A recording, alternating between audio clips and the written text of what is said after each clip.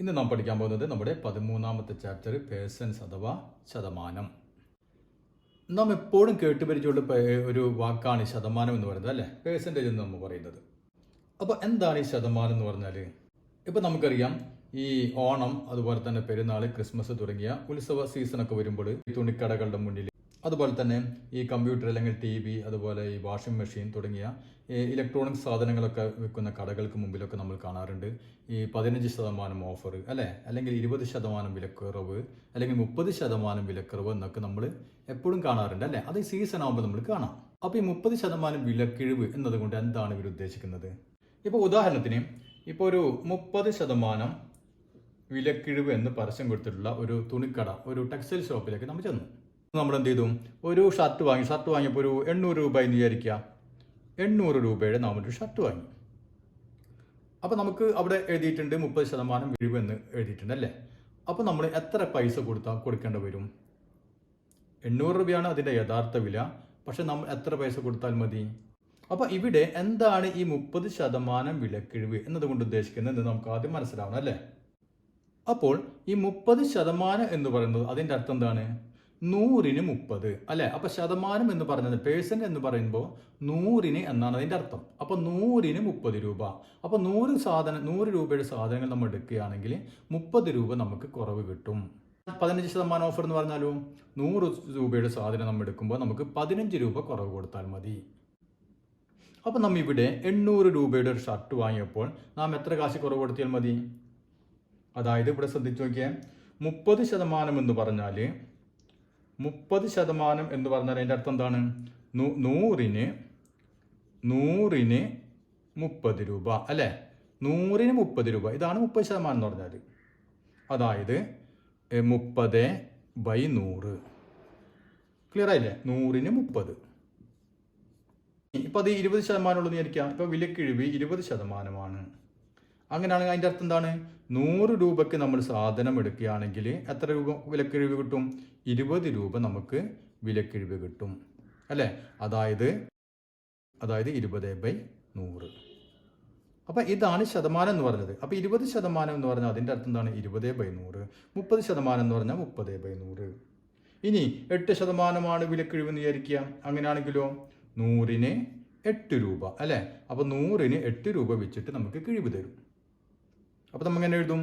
8/100, അതായത് 100ന് 8. അപ്പോൾ നമ്മൾ ഇവിടെ നോക്കിയേ 30% ഓഫറുള്ള ഒരു കടയിലാണ് ചെന്നത്, അല്ലേ? അപ്പോൾ നമ്മൾ 800 രൂപയുടെ ഷർട്ടാണ് വാങ്ങിയത്. അപ്പോൾ നമ്മൾ എത്ര കാശ് കൊടുത്താൽ മതി? 100 രൂപയ്ക്ക് എടുക്കുകയാണെങ്കിൽ 30 രൂപ ഡിസ്കൗണ്ട്, അല്ലേ? അപ്പോൾ 800 രൂപയ്ക്ക് സാധനം എടുത്താലോ 800 × 30, ഇതന്നെ 30/100. ക്ലിയർ ആയില്ലേ? അപ്പോൾ 100 രൂപയ്ക്ക് സാധനം എടുക്കുകയാണെങ്കിൽ 30 രൂപ ഡിസ്കൗണ്ട്. അപ്പോൾ 800 രൂപയ്ക്ക് സാധനം എടുത്താൽ 800 × 30/100, അല്ലേ? അപ്പോൾ എത്ര രൂപ നമുക്ക് ഡിസ്കൗണ്ട് കൊടുത്താൽ കിട്ടും? 0 2 ക്യാൻസൽ ചെയ്തു, 3/8 24, അല്ലേ? അപ്പോൾ 240 രൂപ നമ്മൾ കുറവ് കൊടുത്താൽ മതി. അപ്പോൾ നമ്മൾ എത്ര കാശ് കൊടുക്കണം? 800ൽ നിന്ന് ശരിക്കുള്ള വില 800 രൂപയാണ്. 800ൽ നിന്ന് 240 രൂപ കുറച്ച് ബാക്കിയുള്ള കാശ് നമ്മൾ കൊടുത്താൽ മതി. അപ്പോൾ നമ്മൾ എത്ര കൊടുക്കണം? 560 രൂപ നമുക്ക് കൊടുത്താൽ മതി. അപ്പോൾ അത് മനസ്സിലായില്ലേ? അപ്പോൾ നമുക്ക് വളരെ എളുപ്പത്തിൽ തന്നെ ചെയ്യാൻ പറ്റും. ഇപ്പോൾ നോക്കിയാൽ, ഇപ്പോൾ 800 രൂപ ഈ ഷർട്ടിന് നമുക്ക് ഇപ്പോൾ 30% ഓഫർ, ഒരു 20% വിചാരിക്കും. അങ്ങനെയാണെങ്കിൽ എത്ര പൈസ കൊടുക്കേണ്ടി വരും? 800, 20% ഓഫർ ഉണ്ടായിരുന്നത്. അപ്പോൾ 800 × 20%, 20/100. കണ്ടില്ലേ? അപ്പോൾ ക്യാൻസൽ ചെയ്തു, 0 ക്യാൻസൽ ചെയ്തു, ബാക്കി എത്ര വന്നു? 16, 160 രൂപ. അപ്പോൾ നമുക്ക് 160 രൂപ കിഴിവ് കിട്ടിയത്. 160 രൂപ ഇതിൽ നിന്ന് കുറച്ച് ബാക്കിയുള്ള നമ്മൾ കൊടുത്താൽ മതി. മനസ്സിലായില്ലേ? ഇനി അതൊരു 8% ഓഫർ ആയിരുന്നു വിചാരിക്കുക. 8% ഓഫർ ഉണ്ടായില്ല. അങ്ങനെയാണെങ്കിൽ 800 × 8%, 8/100. കണ്ടില്ലേ? 0 ക്യാൻസൽ ചെയ്ത് ബാക്കി എത്ര വന്നു? 8 64. അപ്പോൾ നമ്മൾ 64 രൂപ കുറവ് കൊടുത്താൽ മതി. അപ്പോൾ അത് ക്ലിയർ ആയില്ലേ? പിന്നെ നമ്മൾ സാധാരണ ഇൻട്രസ്റ്റ് റേറ്റ് എന്ന് കേൾക്കുക എവിടെയാണ്? ബാങ്കുമായി ബന്ധപ്പെട്ട് നമ്മൾ ഡെപ്പോസിറ്റ് ചെയ്ത് കഴിഞ്ഞാൽ ഇത്ര % നമുക്ക് ഇൻട്രസ്റ്റ് കിട്ടുമെന്നല്ലേ? അല്ലെങ്കിൽ ഇത്ര ശതമാനം നമുക്ക് പലിശ കിട്ടുമെന്ന് നമ്മൾ കേട്ടിട്ടുണ്ടാവും. അപ്പോൾ അതും ഇതേ രൂപത്തിൽ തന്നെയാണ്. ഇപ്പോൾ നമുക്ക് പലരും പറഞ്ഞു കേട്ടിട്ടുണ്ടാവും, ഇപ്പോൾ ബാങ്കിൽ എത്രയാണ്? ഇപ്പോൾ 8% ഇൻട്രസ്റ്റ്, അല്ലേ? അല്ലെങ്കിൽ 10% ഇൻട്രസ്റ്റ് എന്നൊക്കെ നമ്മൾ പലരും പറയുന്നു കേട്ടിട്ടുണ്ടാവും. എന്താണ് അതിൻ്റെ അർത്ഥം? ഇതേ രൂപത്തിൽ തന്നെ, അതായത് 100 രൂപയ്ക്ക് 8 രൂപ അവർ ഇൻട്രസ്റ്റ് തരും, പലിശ തരും. അല്ലെങ്കിൽ 10% എന്ന് പറഞ്ഞാൽ 100 രൂപ ഇട്ട് കഴിഞ്ഞാൽ 10 രൂപ അല്ലേ.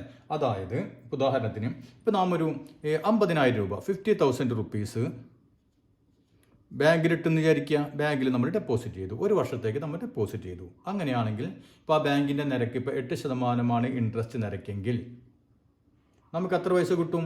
നാം നേരത്തെ തുണിക്കടയിലെ കഥ പറഞ്ഞ പോലെ തന്നെ ഇത് 50,000 രൂപ അല്ലേ. അപ്പോൾ 100-ന് 8 രൂപ, 100-ന് 8% എന്ന് പറഞ്ഞാൽ 8/100 അല്ലേ. അതാണ് അതിൻ്റെ അർത്ഥം. അതായത് 100-ന് 8 രൂപ. അങ്ങനെയാണെങ്കിൽ 50,000 രൂപയ്ക്ക് എത്ര കിട്ടും? അപ്പോൾ 50,000 ഇൻറ്റു 8/100. അപ്പം ഹരിച്ചു വയ്ക്കുക. 0 ക്യാൻസൽ ചെയ്ത് പോയി, 2 പോയി, ബാക്കി എത്ര വരും?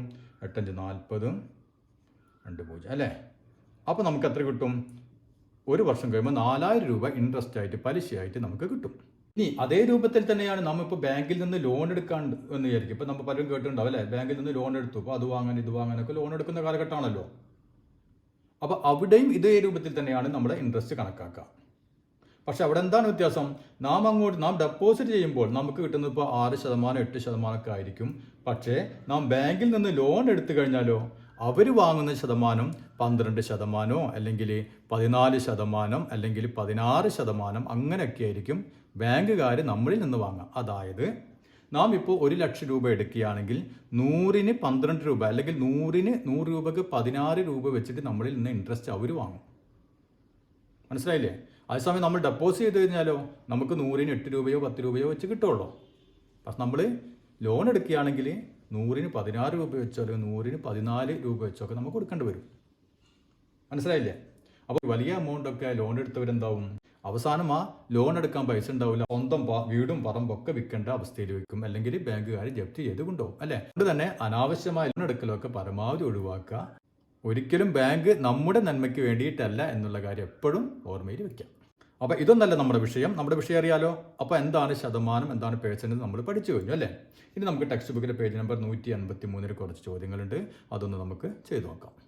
അപ്പോൾ ഇതാണ് നമ്മുടെ ആദ്യത്തെ ചോദ്യം അല്ലേ. An electronics manufacturer sells some of their older models at reduced prices as shown in the table below.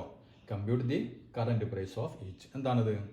അതായത് ഒരു ഇലക്ട്രോണിക്സ് നിർമ്മാതാവ് അവരെന്ത് ചെയ്യുന്നു? അവരുടെ പഴയ മോഡലുകൾ വില കുറച്ച് വിൽക്കുന്നു അല്ലേ. അതിൻ്റെ ടേബിളാണ് നമുക്ക് തന്നിട്ടുള്ളത്. നാം ഓരോ ഐറ്റംസിനും ഇപ്പോഴത്തെ വില എത്രയാണെന്ന് കണക്കൂട്ടണം അല്ലേ. അപ്പോൾ എന്താണ് സാധനം? ഒന്ന് ലാപ്ടോപ്പിൻ്റെ ഒറിജിനൽ വില 65,000 രൂപയാണ്. അവരെന്ത് ചെയ്യുന്നു? 10% റിഡക്ഷനിൽ 10% കിഴിവിൽ വിൽക്കുന്നു അല്ലേ. അതുപോലെ മൊബൈൽ ഫോൺ 25,000 രൂപയാണ് അതിൻ്റെ ശരിക്കുള്ള വില, 20% റിഡക്ഷനിൽ വിൽക്കുന്നു. അതുപോലെ സ്മാർട്ട് വാച്ച്. മനസ്സിലായല്ലോ. അപ്പോൾ നമ്മൾ എന്ത് വേണം? ഇപ്പോൾ അതിൻ്റെ ഇപ്പോഴത്തെ വില എത്രയാണ്, കറണ്ട് പ്രൈസ്, ഇപ്പോൾ നമുക്ക് അത് എത്ര പൈസക്ക് കിട്ടും എന്നാണ് നമ്മളോട് ചോദിച്ചിട്ടുള്ളത്. മനസ്സിലായല്ലോ. അപ്പോൾ നമുക്ക് ആദ്യം നാം പറഞ്ഞിരുന്നു അല്ലേ, ഇപ്പോൾ 50% എന്ന് പറഞ്ഞാൽ എന്താണ്? 100-ന് 50 അല്ലേ. അതായത് 50/100, 50/100 ഇതിനാണ് നമ്മൾ 50% എന്ന് പറയാം. നമ്മൾ മുമ്പ് പറഞ്ഞു അല്ലേ. അപ്പോൾ നമുക്ക് വേണമെങ്കിൽ ഇതിനെ ചുരുക്കിയിട്ട് എങ്ങനെ എഴുതാം? 50/100 എന്ന് പറഞ്ഞാൽ 2 0 ക്യാൻസൽ ചെയ്ത് പോയി അല്ലേ. ബാക്കി 5/10. 5/10 എന്ന് പറഞ്ഞാൽ 1/2 അല്ലേ. ഇനി ഈ 25% എന്ന് പറഞ്ഞാലോ 100-ന് 25 അല്ലേ. അപ്പം 25/100, 100-ന് 25. അതായത് അപ്പോൾ ഇതിനെ നമുക്ക് ചുരുക്കിയിട്ട് എങ്ങനെ എഴുതാൻ പറ്റും? നോക്കിയാൽ ഇവിടെ 25 ഉണ്ട്, ഇപ്പം 100-ലും 25 ഉണ്ട് അല്ലേ. അപ്പോൾ 25-ന് 25 ഒരു പ്രാവശ്യം, 100-ന് 25 4 പ്രാവശ്യം അല്ലേ. അപ്പോൾ നമുക്ക് ഇതിനെ ചുരുക്കി 1/4 എന്ന് എഴുതാം. ഇനി 75% ആണെങ്കിലോ, അതായത് 75, 100-ന് 75 അല്ലേ. അപ്പോൾ ഇങ്ങനെയാണ് നമ്മൾ എഴുതുക. അപ്പോൾ ഇതിനെ നമുക്ക് ചുരുക്കി എഴുതണമെങ്കിലോ, ഇവിടെ നമ്മൾ നേരത്തെ ചെയ്ത പോലെ 75-നെ നമുക്ക് 25 കൊണ്ട് ഡിവൈഡ് ചെയ്യാം, 100-നെ ഡിവൈഡ് ചെയ്യാം അല്ലേ. അപ്പോൾ 75-ൽ 25 3 പ്രാവശ്യം, 100-ൽ 4 പ്രാവശ്യം അല്ലേ. അപ്പോൾ നമുക്ക് 3/4 എന്ന് ചുരുക്കി എഴുതാം. ഇനി ഈ 20% എന്ന് പറഞ്ഞാലോ 20/100 അല്ലേ. അതായത് നമുക്ക് 0 ക്യാൻസൽ ചെയ്ത് ബാക്കി 2/10. 2/10 എന്ന് പറഞ്ഞാൽ 1/5. അപ്പോൾ ഇത്രയും കാര്യങ്ങളൊന്ന് മനസ്സിലാക്കി വെക്കുക. ഇനി നമുക്ക് നമ്മുടെ ചോദ്യത്തിലേക്ക് പോവാം. അപ്പോൾ ആദ്യം എന്താണ്? ലാപ്ടോപ്പ് അല്ലേ. ലാപ്ടോപ്പ് ആദ്യം എടുക്കുക. അപ്പോൾ ലാപ്ടോപ്പിൻ്റെ ഒറിജിനൽ പ്രൈസ് എത്രയാണ്? ഒറിജിനൽ പ്രൈസ്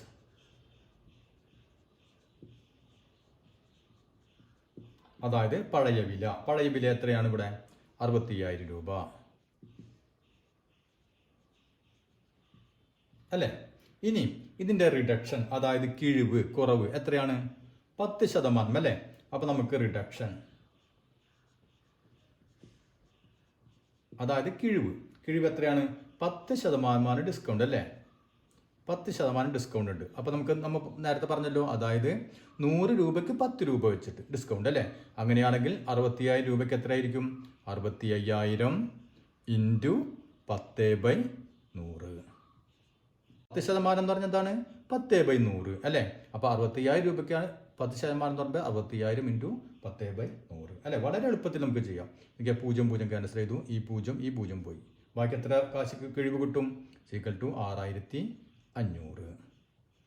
അപ്പോൾ 6,500 രൂപ ഇതിന് കിഴിവ് കിട്ടും. അപ്പോൾ നമ്മൾ ഇപ്പോഴത്തെ പ്രൈസ് എത്രയായിരിക്കും? അതായത് കറണ്ട് പ്രൈസ് ഇപ്പോഴത്തെ വില എത്രയായിരിക്കും? 67,000 രൂപയാണ് അതിൻ്റെ ശരിക്കുള്ള വില. അപ്പോൾ 67,000 നമ്മൾ എത്ര കുറയ്ക്കണം? 6,500 രൂപ നമുക്ക് കിഴിവ് കിട്ടും അല്ലേ? അത് കുറച്ച് ഞാൻ എത്ര കിട്ടും നമുക്ക്? 58,500 അല്ലേ? 58,500. അപ്പോൾ നമ്മൾ ലാപ്ടോപ്പിന് എത്ര കാശ് കൊടുത്താൽ മതി? 58,500 നമുക്ക് ലാപ്ടോപ്പ് കിട്ടും. മനസ്സിലായില്ലേ? ഇനി അടുത്ത് നമുക്ക് മൊബൈൽ ഫോൺ നോക്കാം.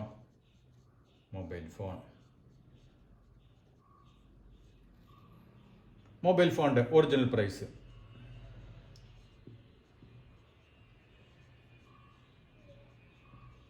അതായത് പഴയ വില എത്രയാണ്?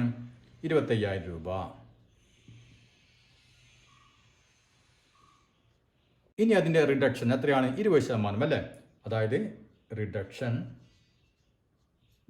എന്ന് പറഞ്ഞാൽ കിഴിവ് അല്ലേ? കിഴിവ് എത്രയാണ്? 20%. അപ്പോൾ എത്ര വരും? 25,000 ഇൻറ്റു 20%, 20/100. വളരെ എളുപ്പം നമുക്ക് ചെയ്യാം അല്ലേ? 0 ക്യാൻസൽ ചെയ്തു, ഈ 0 ക്യാൻസൽ ചെയ്തു. ബാക്കി എത്ര വരും? 2,500 ഇൻറ്റു 2 അല്ലേ? അതായത് 5,000 രൂപ.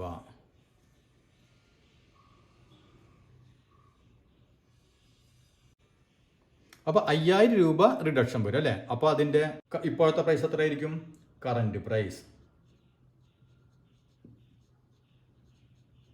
എന്ന് പറഞ്ഞാൽ ഇപ്പോഴത്തെ വില. ശരിക്കുള്ള വില എത്രയാണ്? 25,000. 25,000-ൽ നമ്മൾ എത്ര കുറയ്ക്കണം? 5,000 രൂപ കുറയ്ക്കണം അല്ലേ? 5,000 രൂപ കുറയ്ക്കുക. അപ്പോൾ നമുക്ക് എത്ര കിട്ടും? 20,000 രൂപയ്ക്ക് മൊബൈൽ ഫോൺ കിട്ടും. അടുത്ത് എന്താണ്? സ്മാർട്ട് വാച്ച് അല്ലേ? അപ്പോൾ അടുത്തത് സ്മാർട്ട് വാച്ച്.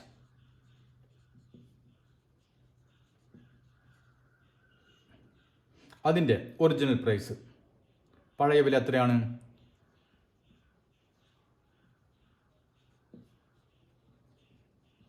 എത്ര കാശാണ്? 12,000 രൂപ.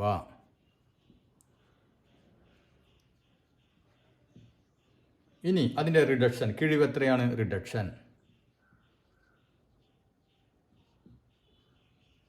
കിഴിവ് എത്ര രൂപയാണ്? 30% അല്ലേ? അപ്പോൾ നമുക്കിവിടെ 30% കിഴിവ് വരുന്നത്. അങ്ങനെയാണെങ്കിൽ 12,000 രൂപയ്ക്ക് എത്ര കിഴിവ് വരും? 12,000 ഇൻറ്റു 30%, 30/100 അല്ലേ? 0 ക്യാൻസൽ ചെയ്തു, ഈ 0 ക്യാൻസൽ ചെയ്തു. ബാക്കി എത്ര വരും? 1,200 ഇൻറ്റു 3, അതായത് 3,600 രൂപ. അപ്പോൾ 3,600 രൂപ കിഴിവ് വരും അല്ലേ? അപ്പോൾ ബാക്കി നമ്മൾ എത്ര കൊടുത്താൽ മതി? ഇപ്പോഴത്തെ പൈസ. അപ്പോൾ കറണ്ട് പ്രൈസ്, അതായത് ഇപ്പോഴത്തെ പൈസ എത്ര കൊടുത്താൽ മതി? 12,000-ൽ നിന്ന്, അതാണ് നമ്മൾ ശരിക്കുള്ള വില, അതിൽ നിന്ന് എത്ര കുറയ്ക്കാം? 3,600 കുറച്ചിട്ട് ബാക്കിയുള്ള പൈസ നമ്മൾ കൊടുത്താൽ മതി. അപ്പോൾ എത്ര വരും? 8,400 രൂപ.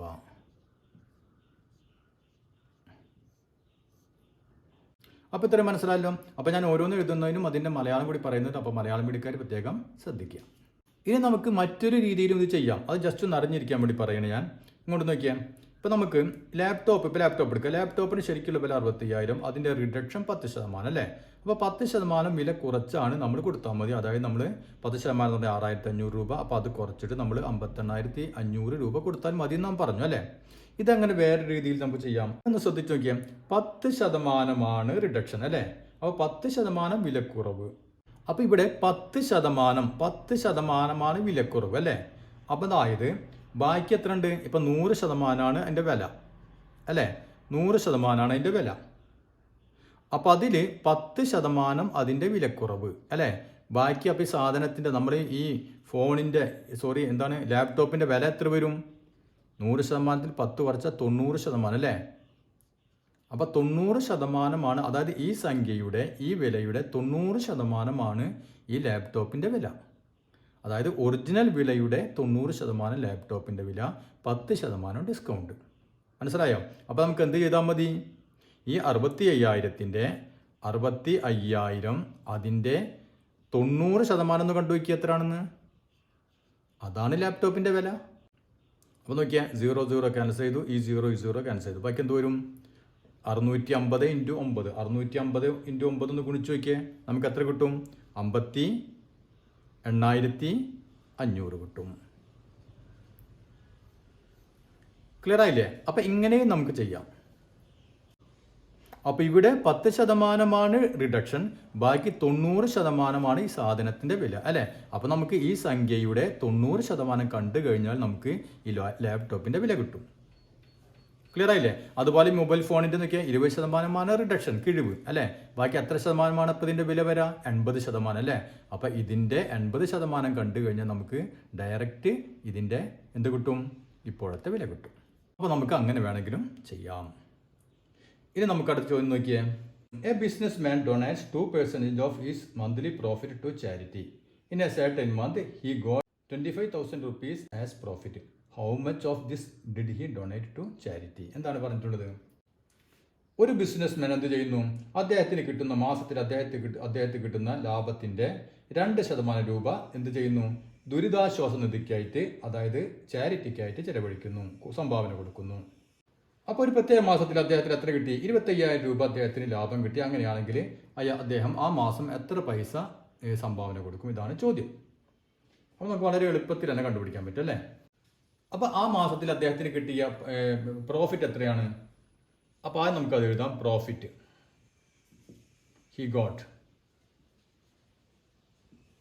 അതായത് അദ്ദേഹത്തിന് കിട്ടിയ ലാഭം എത്രയാണ്? ലാഭം കിട്ടിയത് 25,000.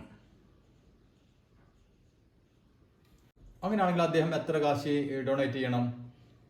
എമൗണ്ട് ഹി ഡൊണേറ്റ്സ്, അതായത് അദ്ദേഹം സംഭാവന കൊടുക്കുന്ന തുക എത്രയായിരിക്കും? 2% അല്ലേ. 2% സംഭാവന കൊടുക്കുന്നത്. അതായത് 100 രൂപയ്ക്ക് 2 രൂപ വെച്ചിട്ട്. അങ്ങനെയാണെങ്കിൽ 25,000 രൂപയ്ക്ക് എത്ര കാശ് വരും? 25,000 × 2/100. ഈ 2 ക്യാൻസൽ ചെയ്ത് ബാക്കി എന്ത് വരും? 250 × 2, അതായത് 500. അപ്പോൾ ആ മാസം അദ്ദേഹം 500 രൂപ ഡൊണേറ്റ് ചെയ്യും. അപ്പോൾ അത് ക്ലിയർ ആയില്ലേ? ഇനി നമുക്ക് മൂന്നാമത്തെ ചോദ്യം തന്നെ ചെയ്തു നോക്കാം. അപ്പോൾ എന്താണ് നമ്മുടെ മൂന്നാമത്തെ ചോദ്യം? Persons earning between 2.5 lakhs and 5 lakhs annually must pay 5% of this as income tax. അതായത് 2.5 ലക്ഷത്തിനും 5 ലക്ഷത്തിനും ഇടയിൽ മാസ വരുമാനം കിട്ടുന്നവർ, ആനുവലി, അതായത് വാർഷികത്തിൽ, കൊല്ലത്തിൽ വരുമാനമുള്ളവർ എന്ത് ചെയ്യണം? 5% ഇൻകം ടാക്സ് ആയിട്ട്, അതായത് വരുമാന ടാക്സ് നികുതിയായിട്ട് കൊടുക്കണം. ഇനി how much income tax should A person with annual income 3.5 lakhs പേ? അതായത് അങ്ങനെയാണെങ്കിൽ ഒരു 3.5 ലക്ഷം വരുമാനമുള്ള ഒരാൾ എത്ര പൈസ ഇൻകം ടാക്സ് ആയിട്ട് കൊടുക്കുന്നതാണ് ചോദ്യം. അദ്ദേഹത്തിന്റെ വാർഷിക വരുമാനം എത്രയാണ്? 3.5 ലക്ഷം രൂപയാണ് അല്ലേ. അപ്പോൾ നമുക്ക് ആദ്യം അത് എഴുതാം. ആനുവൽ ഇൻകം,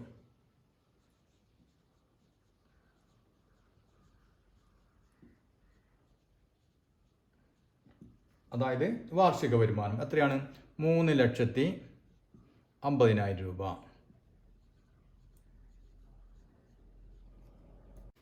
അപ്പോൾ ചോദ്യത്തിൽ പറഞ്ഞിട്ടുണ്ട് 2.5 ലക്ഷത്തിനും 5 ലക്ഷത്തിനും ഇടയിൽ കിട്ടുന്നവർ 5% ഇൻകം ടാക്സ് കൊടുക്കേണ്ടത് അല്ലേ, വരുമാന നികുതി കൊടുക്കേണ്ടത്. അപ്പോൾ ഇവിടെ ഇദ്ദേഹത്തിന്റെ വരുമാനം എത്രയാണ്? 3.5 ലക്ഷം അല്ലേ. അപ്പോൾ 2.5 ലക്ഷത്തിനും 5 ലക്ഷത്തിനും ഇടയിലാണ്. അപ്പോൾ ഇദ്ദേഹം എത്ര കൊടുക്കണം? 5% തന്നെ കൊടുത്താൽ മതി അല്ലേ. അപ്പോൾ ഇൻകം ടാക്സ്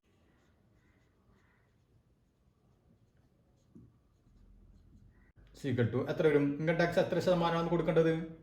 5% അല്ലേ. അപ്പോൾ 5% ഇൻകം ടാക്സ് കൊടുക്കേണ്ടത്. അപ്പോൾ എത്ര വരും? 100-ന് 5 രൂപ വെച്ച് കൊടുക്കണം അല്ലേ. അങ്ങനെയാണെങ്കിൽ 3,50,000 രൂപയ്ക്ക് എത്ര ഇൻകം ടാക്സ് കൊടുക്കേണ്ടി വരും? ഇൻറ്റു 5/100. ഈ 2 ക്യാൻസൽ ചെയ്ത് ബാക്കി എത്ര വരും? 3,500 ഇൻറ്റു 5 അല്ല. ഒന്ന് കുടിച്ച് നോക്കിയാൽ എത്ര കിട്ടും നോക്കിയാൽ? 17,500 രൂപ. അപ്പോൾ ഇത്രയും പൈസ അദ്ദേഹം എന്ത് ചെയ്യണം? ഇൻകം ടാക്സ് ആയിട്ട്, അതായത് വരുമാന നികുതിയായിട്ട് കൊടുക്കണം. അതിൽ രണ്ടാമത്തെ സബ് ക്വസ്റ്റ്യൻ എന്താണെന്ന് നോക്കിയാൽ, persons earning between 5 and 10 lakhs should pay 5% of 5 lakhs and 20% of the excess over 5 lakhs. എന്താണ് പറഞ്ഞിട്ടുള്ളത്? അതായത് 5 ലക്ഷത്തിനും 10 ലക്ഷത്തിനും ഇടയിൽ വാർഷിക വരുമാനമുള്ളവർ എന്ത് ചെയ്യണം? ആദ്യത്തെ 5 ലക്ഷം ഉറുപ്പ്യക്ക് 5% വെച്ച് കൊടുക്കണം. അപ്പോൾ 5 ലക്ഷത്തിൽ കൂടുതൽ ഉള്ള പൈസക്ക് എന്ത് വേണം? 20% വെച്ച് കൊടുക്കണം. അതായത് 5 ലക്ഷത്തിനും 10 ലക്ഷത്തിനും ഇടയിലാണ് വാർഷിക വരുമാനമെങ്കിൽ 5 ലക്ഷം വരെ എത്ര കൊടുത്താൽ മതി?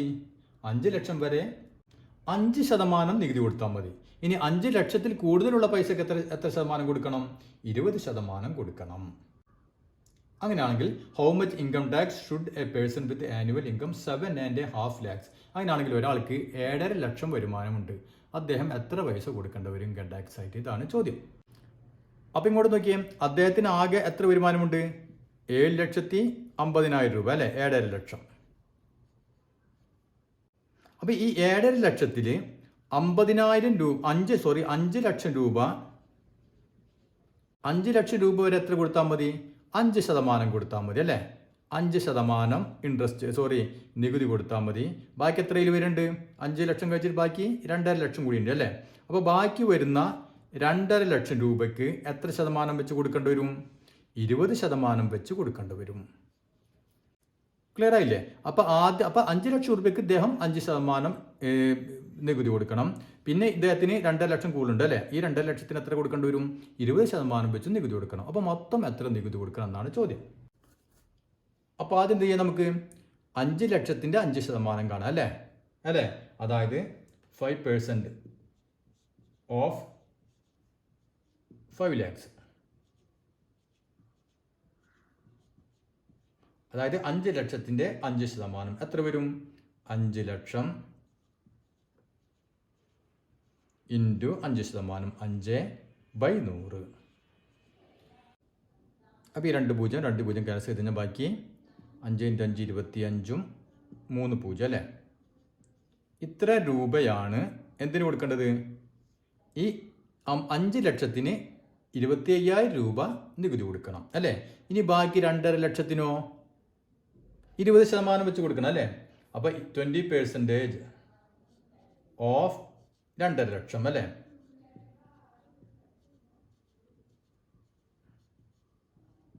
അതായത് 2.5 ലക്ഷത്തിൻ്റെ 20% എത്രയാണ്? നമുക്ക് നോക്കാം. 2.5 ഇൻറ്റു 20%, 20/100. അപ്പോൾ 0 ക്യാൻസൽ ചെയ്തു. ഈ 0 ക്യാൻസൽ ചെയ്തു. ബാക്കി എത്ര വരും? 25,000 ഇൻറ്റു 2 അല്ലേ. അതായത് 50,000. അപ്പോൾ ആദ്യത്തെ 5 ലക്ഷം രൂപയ്ക്ക് 25,000 കൊടുക്കണം. പിന്നെ വന്ന 2.5 ലക്ഷം രൂപയ്ക്ക് 50,000 രൂപയും ഇൻട്രസ്റ്റ് കൊടുക്കണം. അങ്ങനെയാണെങ്കിൽ 7.5 ലക്ഷത്തിന് ടോട്ടൽ എത്ര നികുതി കൊടുക്കേണ്ടി വരും? അപ്പോൾ നമുക്ക് എഴുതാം ടോട്ടൽ ടാക്സ്.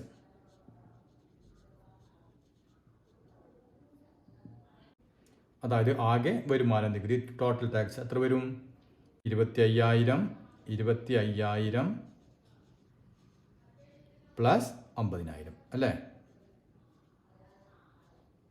ഈക്വൽ ടു, അപ്പോൾ ഇത് രണ്ടും കൂടി കൂട്ടുന്നു അല്ലേ. എത്ര വരും? 75,000. അപ്പോൾ 7.5 ലക്ഷം രൂപയ്ക്ക് മൊത്തം 75,000 രൂപ വാർഷിക വരുമാന നികുതി കൊടുക്കണം. അപ്പോൾ ഇത്രയും ഭാഗം മനസ്സിലായല്ലോ. ഇനി നമുക്ക് ഇതിൻ്റെ അടുത്ത ഭാഗം അടുത്ത ക്ലാസ്സിൽ